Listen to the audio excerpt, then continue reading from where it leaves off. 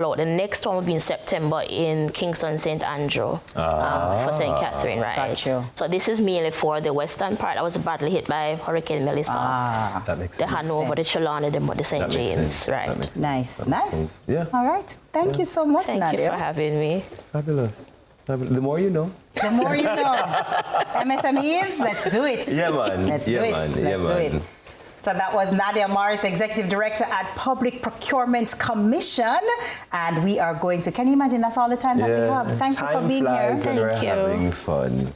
It truly does. That's all the time that we have for you this morning, Sunrisers. We sure hope you enjoyed spending your morning with us. We hope we brought you a little bit of clarity, a little bit of entertainment. And we can't live without bigging up the YouTube family. YouTube family, good morning. Especially my diaspora people. Big up on yourself. Big up on yourself. As always, have a blessed Monday, Sunrisers, and see you en la mañana. Man, I'm growing up place, I'm never getting a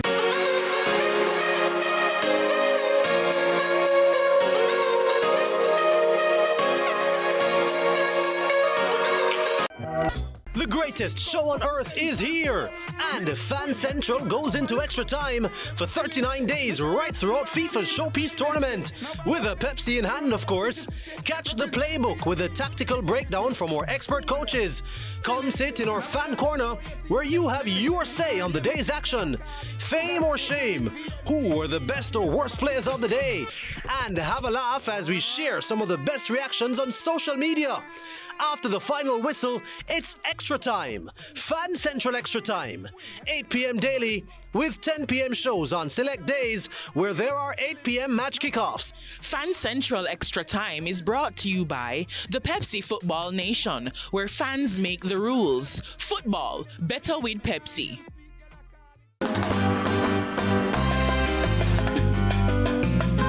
This time on Small Biz, Big Dreams, we prepare your belly to consume Kangar's sweet and sour gourmet jelly.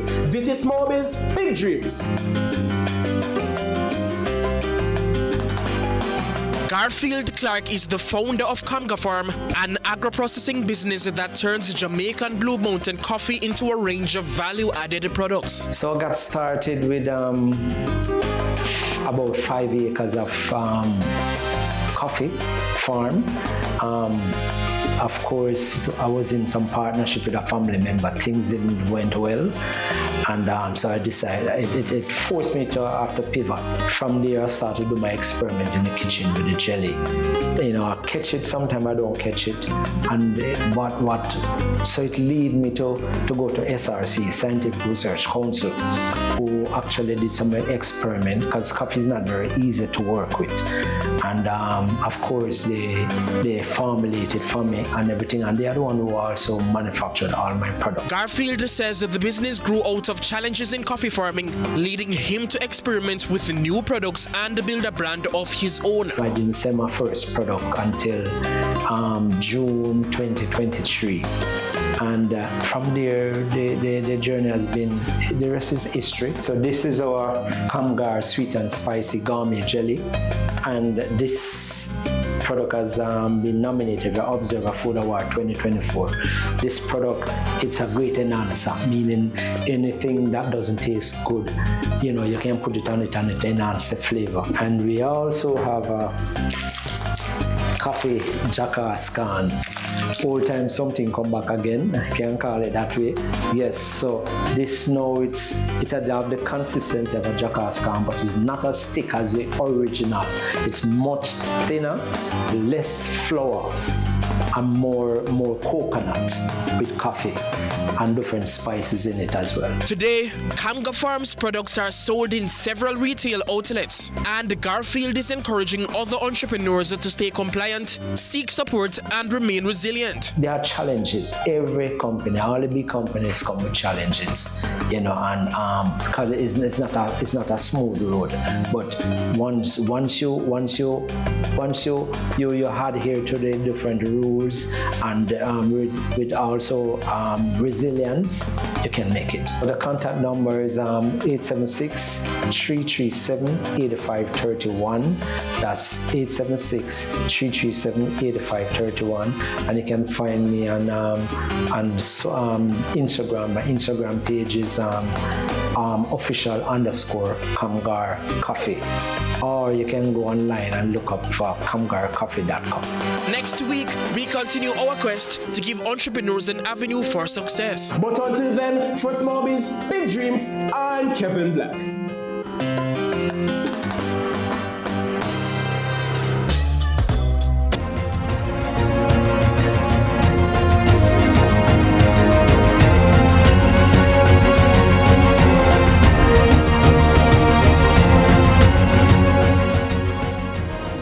Tonight, the Prime Minister faces a decision that could define his government's approach to political accountability.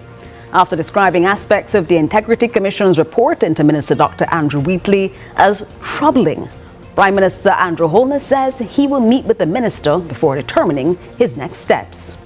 We examine what ministerial responsibility requires when due process and public confidence appear to collide. Also tonight, the Jamaica Civil Service Association has rejected the government's latest wage offer and is warning that industrial action remains a possibility. We ask whether Jamaica can build a modern, effective public service if public workers believe their compensation is failing to keep pace with the cost of living.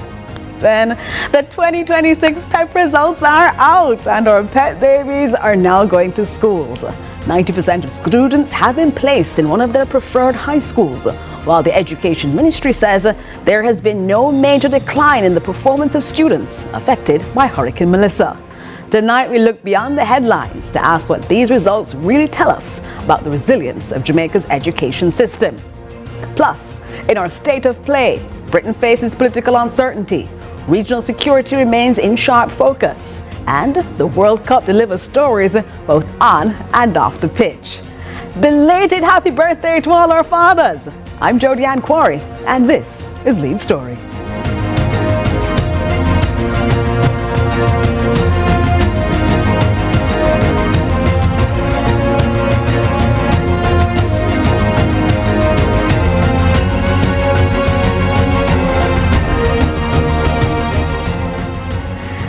If yesterday was your birthday, congratulations to you. You got a birthday shout out. But I did mean to say belated Happy Father's Day to all of our fathers who celebrated yesterday, were celebrated yesterday, will be celebrated in the coming days. All the best to you. We turn now to the Integrity Commission's report. Because on Wednesday, June 17, the Integrity Commission of Jamaica tabled an investigation report in the House of Representatives. It contained a determination by the Director of Corruption Prosecution that Cabinet Minister Dr. Andrew Wheatley is to be charged with 4 offences. We'll hear now from the Jamaica Accountability Meter Portal on this, as they have issued their first release on this matter today, raising important questions about what accountability looks like in Jamaica. We're joined by their Executive Director, Jeanette Calder. Jeanette, good evening and welcome to Lead Story. Thank you very much for that. Good evening to your viewers, Jodie. Jeanette Calder, the Jamaica Accountability Meter Portal issued a press release today, and you've raised a question that many believe might precede all of the things that we're looking at right now. Dr. Andrew Wheatley continues to sit as a member of cabinet, and he continues to sit as Minister without portfolio in the Office of the Prime Minister, responsible for science, technology and special projects. But JAMP is asking, why was he placed in the 2025 cabinet in the first place? Is that appropriate phrasing of what it is that JAMP is raising, and why have you raised such an issue? Well, as your lead comment said, Jodie, we are really looking at this issue, not just solely on the question of whether or not Dr. Wheatley should remain in the cabinet. But JAMP is always taking any kind of governance crisis that we have as an opportunity for 2 things. To see how much the citizens can learn about governance, and also to see how much we can strengthen the mechanisms that exist to provide accountability and good governance. So we're trying to take, the silver lining that we can. Now, I think it's a question others might have raised, and you can't help it if you have read the report and you realize the length of time. I think it's about 4 or 5 years that this investigation was ongoing, which really means that there's a very good chance in 2020 this investigation had started. It certainly means that last year when we had to go to the polls to, I would say, employ, because when members of parliament to beat, knock on our gates, they're asking for a job.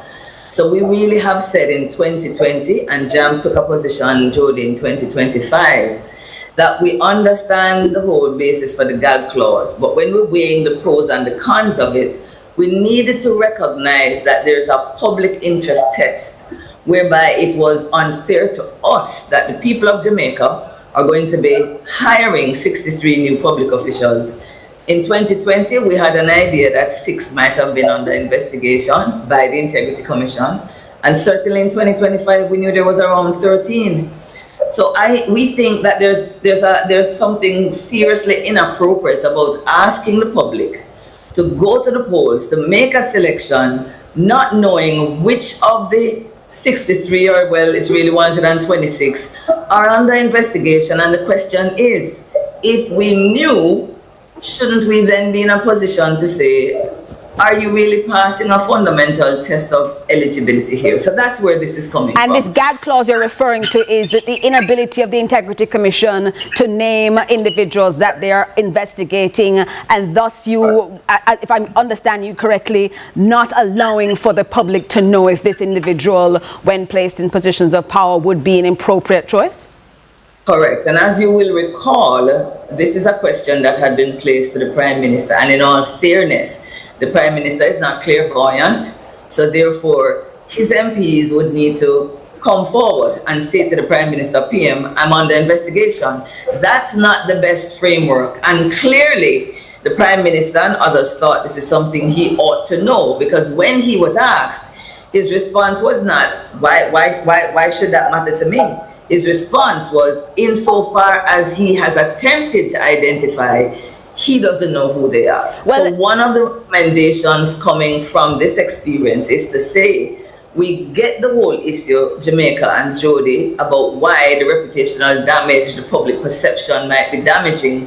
But we are asking the Prime Minister, the government and the Parliament, since we are still reviewing the legislation, to look at the issue about should the Prime Minister, the chief policymaker, the leader of government, that has to select a team that not only he has confidence in, but we won't have these kind of hiccups. Should the Prime Minister of Jamaica be allowed to know who is being investigated? And we believe that that is something we should seriously consider. That is going to be certainly important before the fact. But now we're after the fact, Jeanette Calder, where we now have a minister who has had charges suggested by the Integrity Commission, charges that have been through the Director of Corruption Prosecution at the Integrity Commission, now been suggested to be laid against him. But the Integrity Commission is not a court, Jeanette Calder. So what weight should the Prime Minister give now that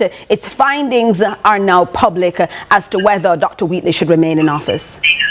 A tremendous much. I mean, the Integrity Commission is no institution to be scoffed at, right? The report, for example, contains findings that we would say are among some of the most serious that we have ever seen emerging from our anti-corruption framework. Hold on, Jeanette Calder. I want you to tell me about that. I'm going to ask you for a quick break to come back and explain to us why you believe it is so important that we take this report from the Integrity Commission so seriously. Stay with us inside Lead Story.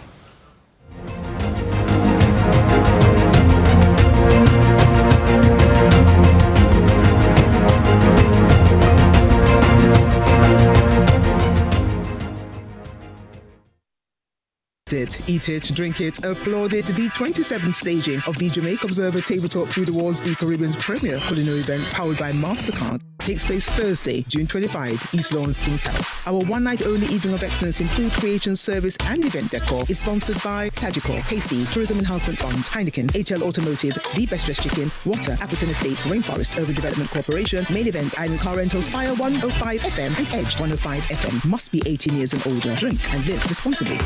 Jamaica's unemployment rate has fallen to 3.3%, down from 13.2% in 2016. Our government's continued focus on job creation is delivering real results. We are building Jamaica. The time by the Office of the Prime Minister is... Attention government pensioners. The Accountant General's Department Life Certificate Drive is coming your way. Look out for us on the following dates. Saturday, June 27th, Spanish Town Library. Monday, June 29, Morant Villas in St. Thomas. Tuesday, June 30, Portland Parish Library. Wednesday, July 1, St. Mary Parish Library. Thursday, July 2, St. Anne Parish Library. Friday, July 3, Trelawney Parish Library. Saturday, July 4, St. James Parish Library. Monday, July 6, Hanover Parish Library. Tuesday, July 7, Westmoreland Parish Library. Wednesday, July 8, St. James Methodist Church in Clarendon. Thursday, July 9, Manchester Parish Library. Friday, July 10, St. Matthew's Anglican Church in St. Elizabeth. And on Saturday, July 11, at the Portmore Parish Library. Remember, drop boxes are also available at parish libraries in Hanover, St. James, Portland, Westmoreland, and Manchester. Follow our social media pages and the press for more details.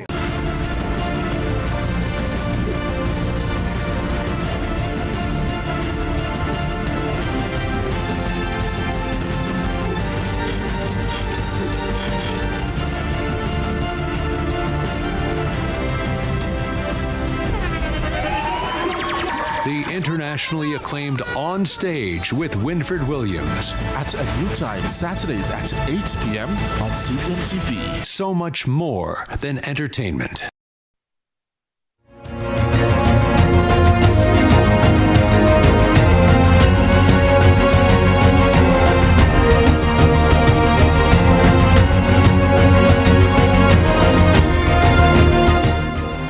We're closing out our conversation this evening with the Executive Director of the Jamaica Accountability Meter Portal, Jeanette Calder, as she speaks with us about the importance of the Integrity Commission's report that has now recommended that Government Minister Dr. Andrew Wheatley be proffered for prosecution. The charges be laid against him in a matter that the Prime Minister, for the first time, has broken his silence on. Jeanette Calder, you have said to us that this investigation, now laid before Parliament on June 17, is important. Why is it that you've characterised it in this way? Unfortunately, you're muted, Jeanette Calder, so we're not hearing you as clearly. Oh. Yes. I don't recall muting myself. Yes, we have you back with us now, yes. Yeah, because I didn't mute myself, so sorry about that, guys. Right, so what I'm saying, Jody, and to the public is that the Integrity Commission Act has several different offenses, several different things that public official can do or should do and does not do that we consider to be an offense under the law. And as you can see, what is being recommended here are 4 different types. And just to make it short, there's one example of you not giving all the information that's asked for, offense. You misleading or falsifying a statement, an offense. And over the last 8 years, we have seen different public officials who are being figured for those kinds of offenses. I cannot recall, since the operationalizing of the Integrity Commission, when any public official has actually been recommended and will be charged, meaning prosecuted, meaning will have to face the court for illicit enrichment. And last, Jody, illicit enrichment is basically saying you have wealth that you cannot explain. And of the 150 other countries that have this need for you to declare your assets, the idea is simply this. If you cannot explain to me where you get the car, where you get the money, then the assumption is going to be that you have acted corruptly, which is the betrayal of your public office and the people of Jamaica. It does not get more serious than that as a corruption charge. Jeanette Calder, as we close, what then do you suggest the Prime Minister does now?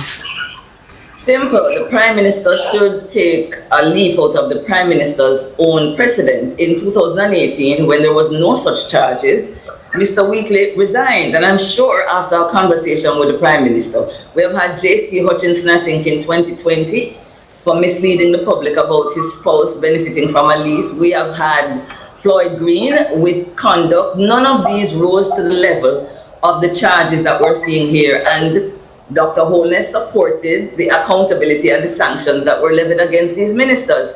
So then I can't understand how our Prime Minister would explain to the public for a lesser charge, accepting removal from office, but for one of the worst charges, there could possibly be a justification for him to remain. That's it. Well, we'll certainly be watching the Prime Minister's response. That is something that is on the national agenda, and Jamaica Accountability Meter Portal helping us put in context to some of the past examples that we have and what the Prime Minister should have in front of him as he takes a look at this situation. Jeanette Calder, Executive Director of the Jamaica Accountability Meter Portal, thank you so very much for joining us inside Lead Story. Well, as Jeanette Calder leaves us here, we're now moving to our public servants, because Jamaica's public servants are responsible for many of the services that keep the country running. They teach our children, staff our hospitals, process taxes, manage our borders, inspect our food, maintain our roads, and, well, do everything else. But they are now unhappy with the wage offer that they've now been given. And the head of the Jamaica Civil Service Association, Tisha Clark-Griffiths, joins us now inside Lead Story to talk about why her members are displeased with the latest wage offer and why they have made it very clear that industrial action might be on the table. President of the Jamaica Civil Service Association, Tisha Clark-Griffiths, thanks so much for joining us inside Lead Story. Thank you very much for having me. And thank you so much for your patience a moment ago as we closed out that conversation. I think all of it is within the bigger accountability bubble, though, Tisha Clark-Griffith. President Clark-Griffith, let's start with the government's latest offer. You've rejected it. Why does the association believe it falls short of what your members need?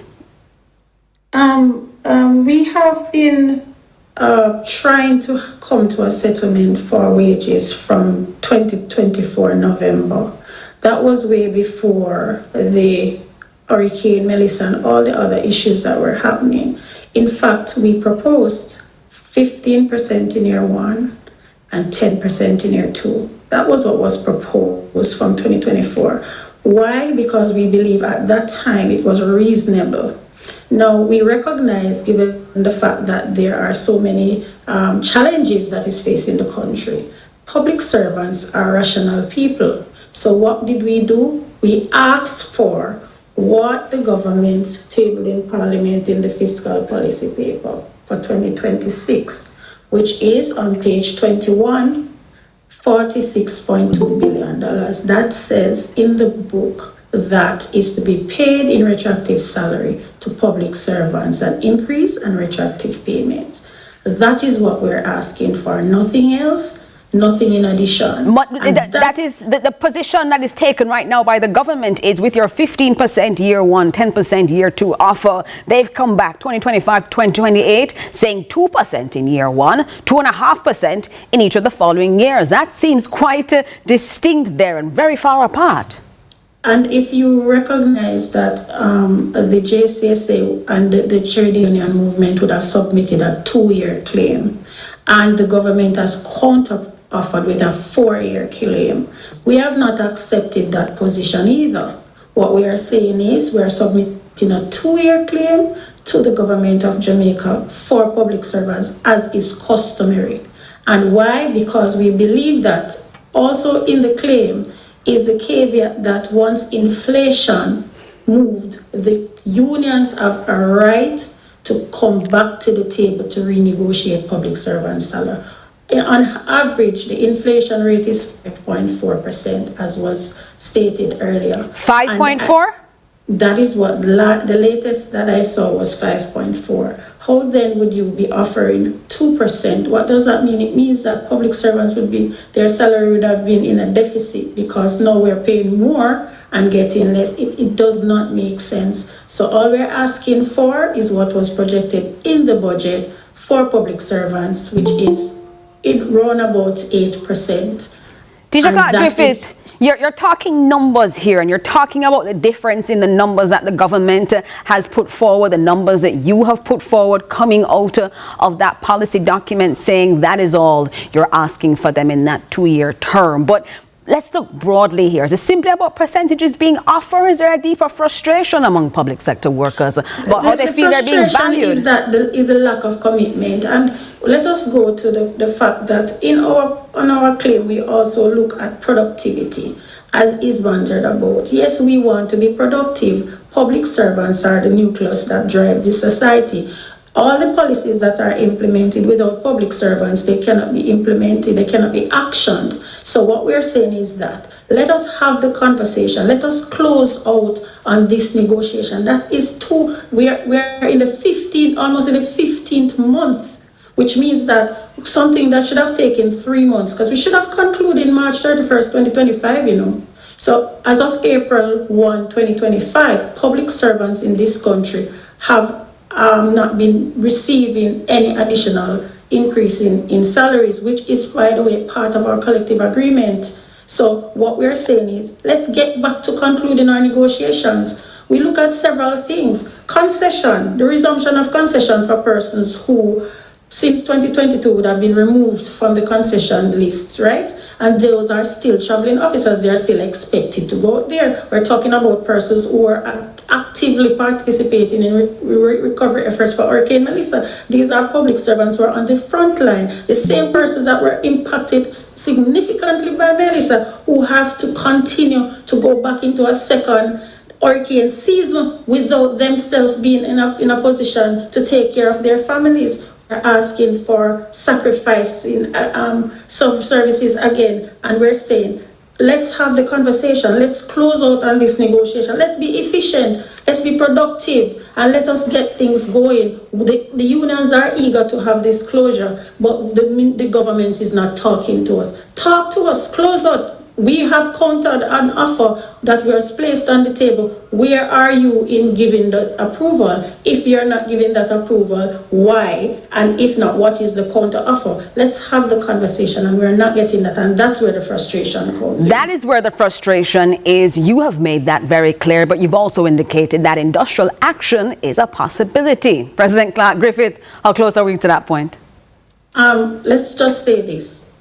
Every school, every tax office, every tax dollar collected, every person that comes through the airport, every goods that comes through the port, every birth certificate, every driver's license, everything public servant, every company that has to be opened, there is a public servant. So I'm saying, speak to the public servants, close the deal, have the conversation, let's talk, let's conclude so that we can carry on the business of the country. What does that mean, though, for the continued normalcy of these places that you have named in the next week or even month? Let's just say this. My members have indicated to me what they want to do. I, the president of the Civil Service Association, is asking the members to hold strain. I am asking them, let's hold strain so that we can have the conversation and conclude. Had it not been for me, I can tell you things would have been different. But we are responsible adults, and we want to have the conversation, and we want to close out. So let's have the conversation and close this negotiating deal. You're also being announced, or it's also been announced, that these civil servants who are still in the middle of negotiation are now going to be subject to mandatory artificial intelligence training. That's something set aside for public sector workers. Most people would agree that upskilling is important, but were your members consulted about this? No, we're not consulted, but we are anticipating that, because as public servants, we know that the world of work is changing. We know that some jobs will no longer be necessary. As a matter of fact, there are a lot of public services that are now online, and we are aware that upskilling, reskilling, and also improving our skills is going to be very critical. We are not afraid of changes, because that will help to be more efficient, right? But at the end of the day, the conversation needs to be had with the worker representative. One of the problems we're having is that everything is taking place without the worker representative being a part of it. There should be nothing about us without us. Nothing about us without us. We must be the nucleus. We must be in the center of discussion so that we can provide our feedback as to how the impact will be on our membership, and not our membership alone, but the entire public service. And that is how we learn to solve issues and push Jamaica forward. And that broader discussion then of conversation seems to be a very key part of what it is that the Jamaica Civil Service Association wants to see. President of the JCSA, Tisha Clark-Griffiths, thank you so much for joining us and helping us better understand the concerns of your members and how close it appears that you might be to taking industrial action. Thanks so much for joining us. Thank you for having me. When we return, the pet babies got their results. We'll talk about that next.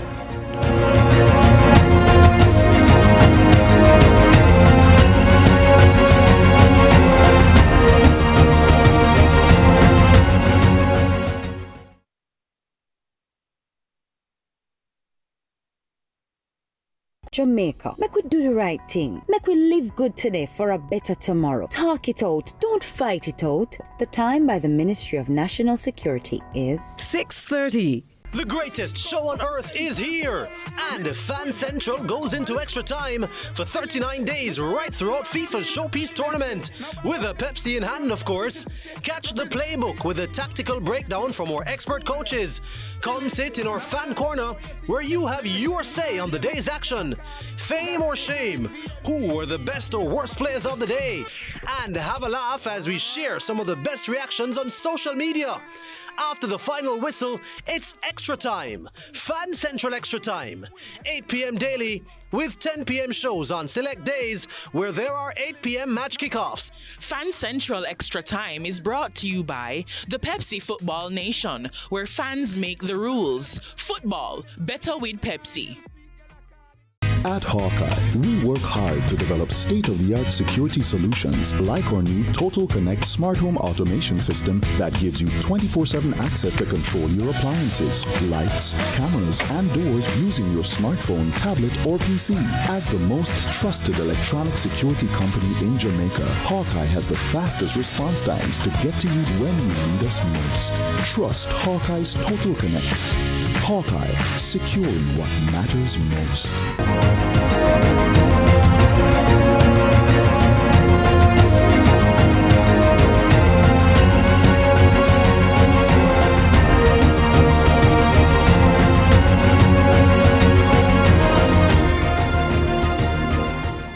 We're celebrating here inside CVM and inside Lead Story this evening because one of our very own are pet babies, and they are part of the cohort that has graduated and has got into their preferred school. So on our production team, we have Damian Johnson, DJ, for those who know him, and Deandra Johnson. His baby has now made it into high school. Congratulations to the parents of all the high school babies. Congratulations to the babies themselves that did the hard work.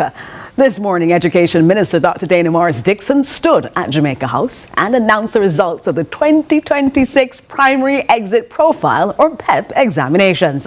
31,565 students sat those exams. 90% of those babies were placed in a school of their choice. But those numbers don't tell the full story, because 12,860 of those students across 440 schools in 7 parishes sat those examinations in the aftermath of Category 5 Hurricane Melissa. When the results of the Primary Exit Profile examinations are released each year, the focus is often on who came first and which schools received the most first-choice placements. And those achievements, they deserve to be celebrated. But this year, Jamaica's top PEP student came from Park Mountain Primary in St. Elizabeth. That's a hard-hit parish out of Hurricane Melissa. Now, while the Ministry of Education is reporting that 90% of students were placed in their top choice schools, we're also looking at this broader decision that the ministry has made as well to share with us another important observation.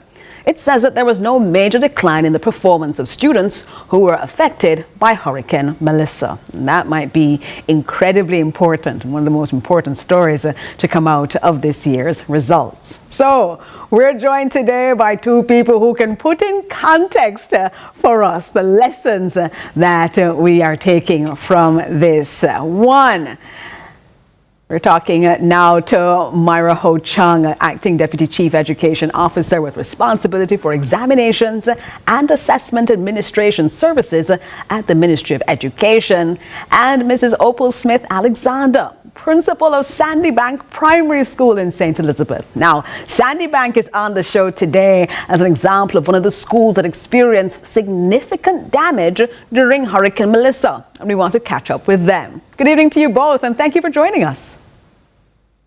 Good evening. Good evening. Thank you for having me. Oh, I'm so glad to have you both on today. This is the end of the journey for many of our pet babies, the little children who have now sat their examinations and they are now moving on to high school. Ms. Ho Young, let me start with you. Because the pet babies are moving on, but the headline figure is certainly encouraging. 90% of students received placement in one of their preferred schools. And the ministry had said to us there's no major decline in performance among students affected by Hurricane Melissa. Now, put that in context for us as we look at this year's results. All right, so let me start off by saying congratulations to all our Jamaican children who have done very well. I'm so proud of them. Congratulations to their teachers, their principals who have worked so hard. So let's contextualize things. I have to first point out that these children, they're very resilient.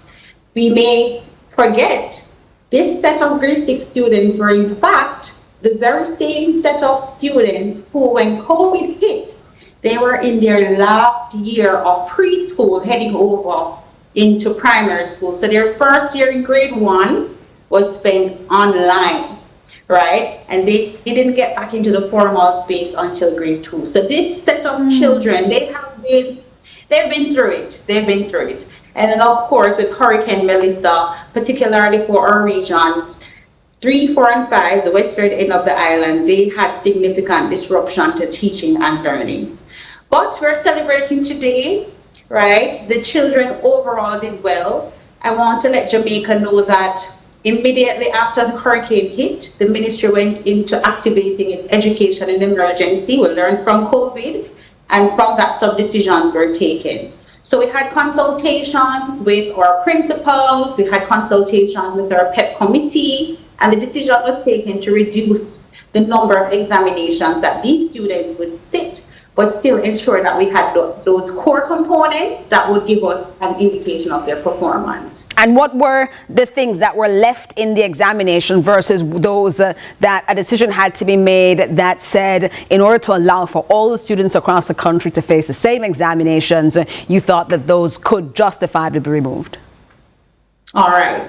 So because PEP, it gives us an indication of students' performance, yes, but we're also using it for placement purposes. It has to be an exam that is standard across the board. So all students, for fairness, for validity, for reliability, they have to sit all the same papers, right? So the students this year sat the ability test, the mathematics and language arts, curriculum-based tests. But remember, we had these students sitting previous components coming up. So we had their grade 4, we also had their grade 5. So while we reduced some exams at grade 6, we still had sufficient data that would allow us to reliably place the students. I think that's so important for those at home who might not have pet babies and therefore not be aware of how the examination had to change and how the schools and the students had to then adjust for these examinations. Mrs. Smith Alexander, let me bring you in here because Sandy Bank Primary was one of those schools that experienced significant disruption after Hurricane Melissa. Help us who might not have been in the school system, might not have been from the western end of the island, to understand what you went through. Take us back to those first few days especially. All right, good afternoon, everyone. All right, so I'm happy that Maria started with the COVID, because today I was reminding my students that they are really resilient, because it's not only that they were COVID babies, but they also went through Hurricane Beryl and then Hurricane Melissa, right? And we were really anticipating the results today. The Hurricane Beryl would have affected our institution. We actually lost one block, the roof of one block during Hurricane Beryl. And when Hurricane Melissa came, the roof of Block A, the administrative block, the block that the grade 6 students had their classes, that was also, the roof also went. And so we had to find some ways and means to have our students back in the space. And that would have entailed us having some staggering in the classes. And so I'm very happy for the board that I have and the team of staff that I have. The parents were understanding, and as a result of that, we were able to unite. It really was a challenge, but I give God thanks for the donor in the German embassy that came on board and were able to allow the school to get back that block. Knowing that you have these support lines as well is so important because it's not just you saying you're committed to these children, not just your teachers, not just your administrative staff and your board. You're also then able to pull in a wider community, and the Ministry of Education as well, able to get support, able to get things up and running, having those conversations with those principals. You made it very clear there, Mara Ho Young, that we are looking at an education system that wants to make sure that our babies are safe and they're doing well and they can achieve in a season like this. Talk then to our parents first. As Acting Deputy Chief Education Officer Mara Ho Young, many parents today are feeling very happy. Some of them are feeling very different feelings. They're not as thrilled with the child. The child may be extremely thrilled. Some of the children might not be as happy. All of those feelings, though, are going on at the same time, even as you said they went through COVID. Then we just heard they went through Beryl. Now they went through Hurricane Melissa. Put in context for these parents and their children just what it means to be able to get through this hurdle of PEP 2026. A lot of people look at this as the end, but it's just beginning, right? It's a big step in their journey.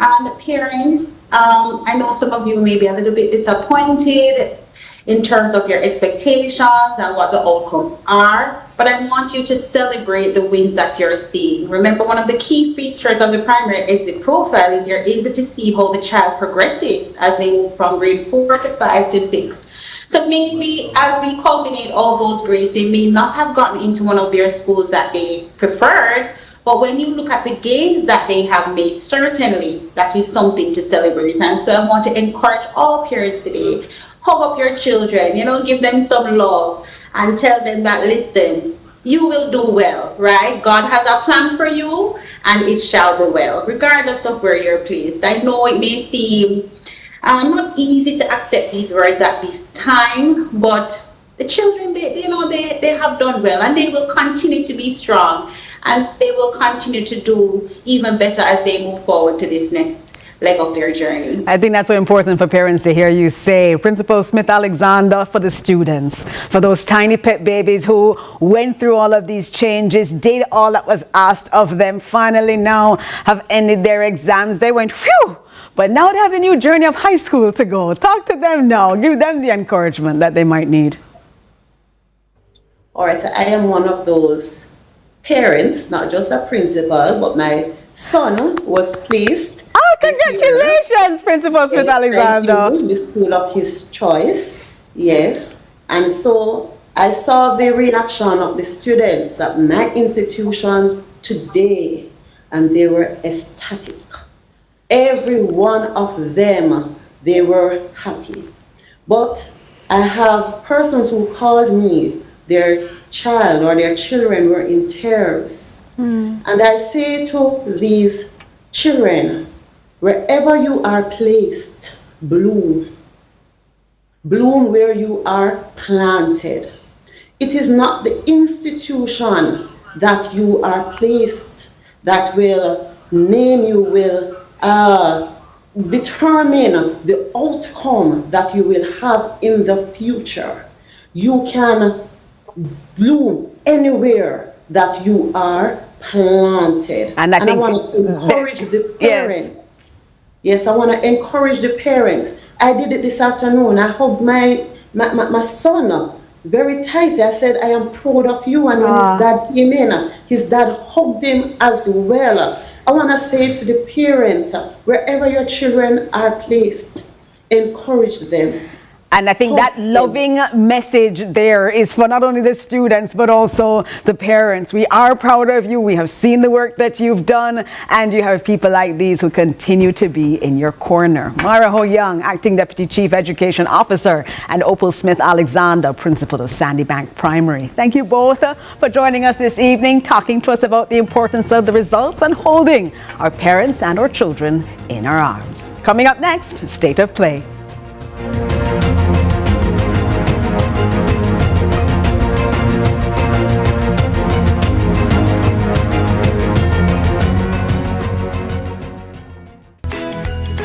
So life nice when you eat good. Natural feed, fresh grass, no stress. Stress? I don't know her. They say happy cows make better milk. Well, just look how happy we are. And I'm sure you can taste the difference. So move to the best milk ever. True Milk. Every dream conquered is another dream game. I land and I fly again like a jet plane. Headed straight in your direction. 'Cause I'm wiser, one step closer. I'm winning 'cause I work so hard. And the music keeps on playing, and the people that I say we are mash up the dance. Oh, what a feeling! Don't stop dreaming. Keep on believing in the power of the feeling. Whatever you want, take a chance. Song in your heart, step in your dance. You got a spark, don't fit it dark. Shine your lights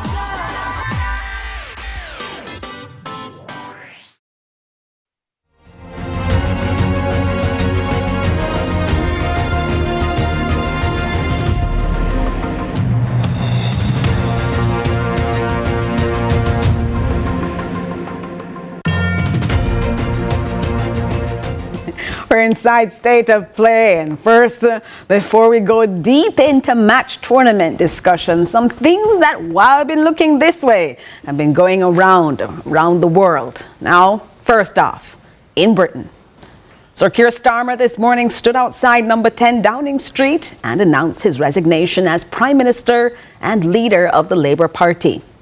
He becomes not the first, not the second, not the third, but the sixth Prime Minister to resign outside Downing Street in 7 years. Andy Burnham, former Mayor of Greater Manchester, is the overwhelming favourite to succeed him. For Jamaica, the UK's third largest trading partner and home to a significant portion of the diaspora, a change in leadership introduces uncertainty around post-Brexit UK CARICOM trade arrangements and immigration policy affecting Jamaican nationals. So we'll be watching this one, especially as we've never had these sorts of swaps before, but the UK has been doing them more and more. Closer to home, 17 Haitian nationals arrived by boat in the Pasty Gardens area of Port Antonio, Portland, this morning. All 17 were taken into police custody. This comes as Jamaica debates about its memorandum of understanding on the transit of third country nationals with the United States. And the United States Southern Command, SOUTHCOM, has come up with a new report. It says that now 2 alleged narco-terrorists were killed in a strike in the Caribbean Sea. You thought we forgot those strikes, but no, they've still been happening. The operation forms part of the United States' ongoing counter-narcotics posture in the Caribbean. And all of this is happening as we watch the World Cup. Now, Finally tonight, let's turn to the football, because while we weren't looking at the football, those things were taking place. And we'll give you more about Keir Starmer's resignation tomorrow inside the show. But for football, inside the state of play, well, the 2026 FIFA World Cup has reached a major turning point. Over the past 3 days, some of football's biggest nations have secured their place in the round of 32, while others face a nervous final group match to keep their tournaments alive. The biggest story, though, is today, because it belongs to a man who spent 2 decades rewriting football history. Lionel Messi has now done it again. In Dallas this morning on Monday, Lionel Messi rewrote football history. The night didn't start perfectly for him. Messi saw a penalty, an early penalty saved. He didn't quite get it, and he's missed penalties before inside the World Cup, but champions respond. He broke the deadlock in the 39th minute with an elegant strike, his 17th career World Cup goal, eclipsing Miroslav Klose of Germany's record. Then, deep into stoppage time, he added a second. Final score: Argentina 2, Austria 0. Lionel Messi now stands alone with 18 World Cup goals, and that makes him the outright top scorer in the tournament's history across both the Men's World Cup and the Women's World Cup. Argentina are now through to the round of 38. At 38 years old, 32, round of 32, but Messi is 38. There you go. At 38 years old, Messi continues to redefine what is possible while leading the defending champions into the knockout stages. We've been watching, though, the heavyweights, and they've been marching on. The picture for the round of 32 is now starting to take shape. Germany confirmed. Spain confirmed. Argentina confirmed. They've all officially booked their spaces in the knockout phase after impressive performances. The United States pretty much confirmed as well, making those the 4 teams that have moved into the round of 32. Germany overcame Ivory Coast. Spain dismantled Saudi Arabia, and the Netherlands produced one of the performances of the tournament with a 5-1 victory over Sweden. Japan's 4-0 win over Tunisia has also put them on the brink of qualification, while Cabo Verde, that's Cape Verde to you if you're speaking it English, and Curacao, our Caribbean neighbor, well, they continue to win admirers with their fearless performances against some of the world's traditional football powers. Meanwhile, we have people here inside CVM who are supporting Belgium. And well, they're not doing so well, but they still remain dangerous, leaving their fate to be decided on the final match day. Hold on, I'm hearing no. The US is confirmed. Spain is not confirmed. There we go. We have 4 countries, though, that have made it through to the World Cup round of 32. FIFA having made that announcement on its social media platforms. But the US, they're through. Spain, rough going. Not yet through. So if you're supporting a team, Germany looking good, Belgium not looking so good, the US surprisingly looking quite good, especially after their win over Australia. So we're watching that to see. But the World Cup is never just about the results. It's about the stories. And one of the most memorable faces of the tournament has been DR Congo's legendary supporter, Lumumba, whose passionate support has made him a global fan favorite once again. He is finally now in the United States. He missed the DR Congo's first match, but he will be there for their next match tomorrow. And so he's making his way to the World Cup to be the talisman for a team that knocked Jamaica out of the World Cup, but is doing their best to make sure that they make it to the next round. And FIFA's rules are already having an impact. Can you be racist under your breath? Can you make statements under your breath? Well, Paraguay's Miguel Almiron has become the first player sent off for covering his mouth while speaking to a match official. A new law aimed at improving transparency and respect during games. And this came after there were a number of players who were verbally abusing both other players and match officials with offensive words, but didn't want them to be caught, so they were covering their mouths. A red card should be stopping that. With the group stage entering its decisive phase now, every match carries knockout consequences. Some of the world's biggest football nations are safely through.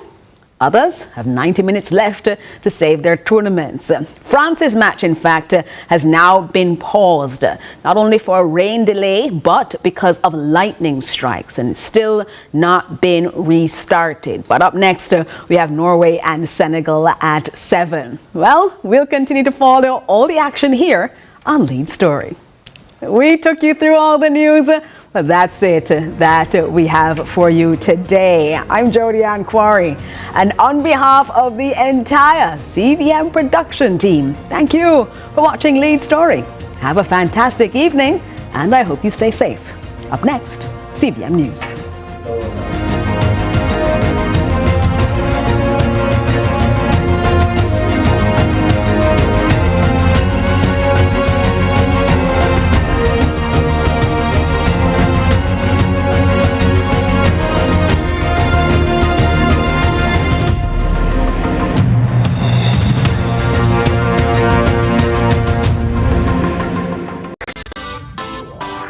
Every dream conquered is another dream game. I land and I fly again like a jet plane.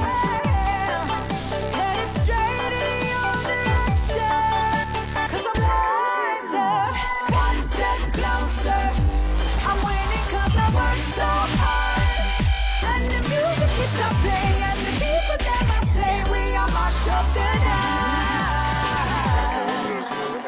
Oh, what a feeling, don't stop dreaming. Keep on believing in the power of the feeling. Whatever you want, take a chance. Song in your heart, step in your dance. You got a spark, don't fit it dark, shine your lights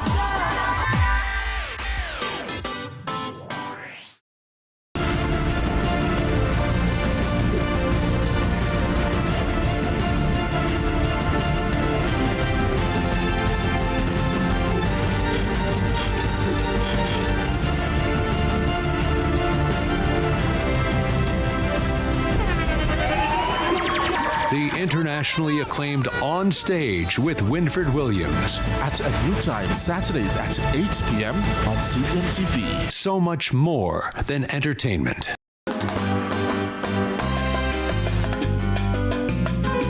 This time on Small Biz, Big Dreams, we prepare your belly to consume Kangar's sweet and sour gourmet jelly. This is Small Biz, Big Dreams.